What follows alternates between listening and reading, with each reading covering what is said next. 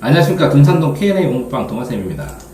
이제 논술철이 돌아오니까 이제 논술 이제 전화가 오기 시작합니다. 그래서 대학 입학, 대입 논술. 문과의 경우는 보통 이제 1대10, 1대30, 뭐 150도 있습니다. 사탐의 어떤 그 활용도로 풀 수 있는 문과 논술 1대10 정도 경쟁률이 있고, 이과는 뭐 1대10인데 실질 경쟁률 1대10, 실질 경쟁률 1대3. 수학과학과 관련돼서 이거를 된 학생하고 되어 있지 않은 학생하고 이제 논술 준비가 또 다릅니다. 근데 이과 학생이 논술을 많이 권하는데 아이들이 많이 마다하죠. 거의 수준이 비슷해서 대박질 가능성이 더 많은데 이과가. 어쨌든 요는 논술을 지금 해야 되느냐 말아야 되느냐 진단, 가능성에 대한 판단을 해드립니다. 근데 물론 유료 상담입니다. 이제 1회분 수업료를 받습니다. 1회분 수업료 15만원을 받습니다. 자, 그런데 이거 보시면 수행평가에서 쓴 글 자료나 논술 기출문제 풀이 1회 정도는 가지고 오셔야 됩니다. 죄송합니다. 답을 다 썼던, 다 쓰지 않았던, 쓴 걸 보고, 대학 홈페이지 들어가면 논술 기출문제 있습니다. 한 회 정도는 풀어서 오시면, 물론 1회 이상, 한 3회 정도로 가져오시면 더 정확해집니다. 어디서 배웠던, 배우지 못했던, 첨삭을 했던, 상관이 없습니다. 왜 가져오라고 하냐면, 학생들이 이제 제가 이제 수업을 통해서 풀이법하고 답안 구조, 쓰는 구조를 다 가르쳐서 기초를 한 8분 정도, 8회차 정도 수업 듣는데, 8회차 정도 수업에서 급하게는 2회 배우는 학생도 있고 4회, 2회에서 8회차 정도 수업을 한 이후에 8회가 기본입니다. 이 서술 논리 방식이 나중에 플러스 알파, 경쟁력의 가능성에 어떤 영향을 줄 것인가를 평가를 해버리면 이 학생의 논술을 쓰면 몇 퍼센트의 합격 정도의 확률이 있을지가 보입니다.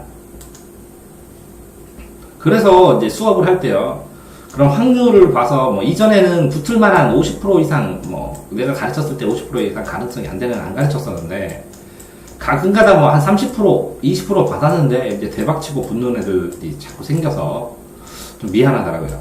소개시켜 본 분들한테도. 그래서 어느 정도 그 학생들의 그 합격 확률을 한 30% 정도로 낮췄습니다. 근데 어쨌든 4차에서 8차의 기본 수업을 하면요, 그 다음에 이제 2차로 경쟁력 확보를 위한 8차 수업 정도를 더 하면 아이들이 16차 이상, 20차 정도 하면 더 이상 못할 만큼 대전권에서는 20차 정도 수업하고 수업 듣는 건가 허다하죠. 경쟁력 확보를 위해서 예를 들어서 정치경제를 모르면 정치경제 스크랩 수업, 사회문화 스크랩 수업, 윤리학사상 스크랩 수업 이런 것들을 하기도 하고 구조를 심화하기도 합니다.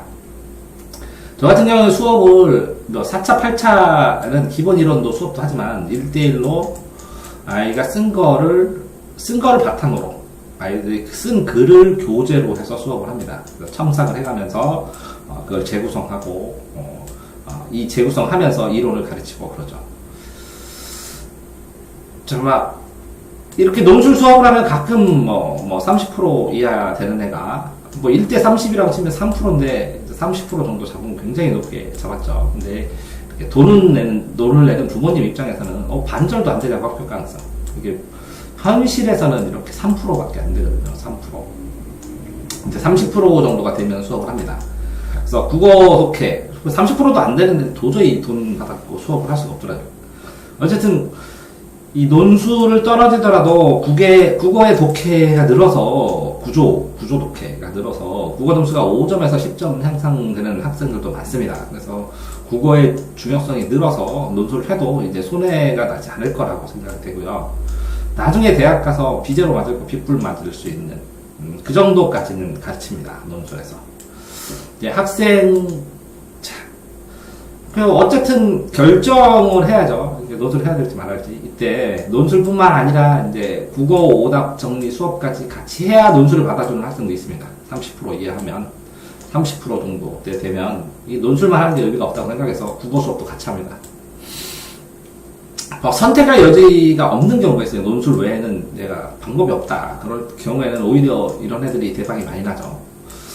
이런 경우에 선택의 여지가 없는 경우에 뭐 일정 시간을 빼서 이렇게 배우게 하고, 그다음에 시간을 고려해서 일정 부분만 투려해서 이게 양다리 걸치는 경우에도 일정 부분 고려해서 시간표 짜주고, 논술로 승부수를 내겠다고 하는 학생도 고려해서 시간표를 개별적으로 짭니다. 1대1 수업을 하기 때문에. 다 1대1 수업을 하기 때문에 가능하죠. 그 다음에 이제 온라인 참석도 무한대로 해줍니다. 애들이 내주면. 그 다음에 온라인으로 첨삭하고 오프라인에서 다시 재설명을 해줍니다. 이런 식으로 수업을 진행을 하기 때문에, 그쵸? 그래서 아이들한테 첫 번째, 논술을 할 것인지 말 것인지에 대해서 조언을 해주고요.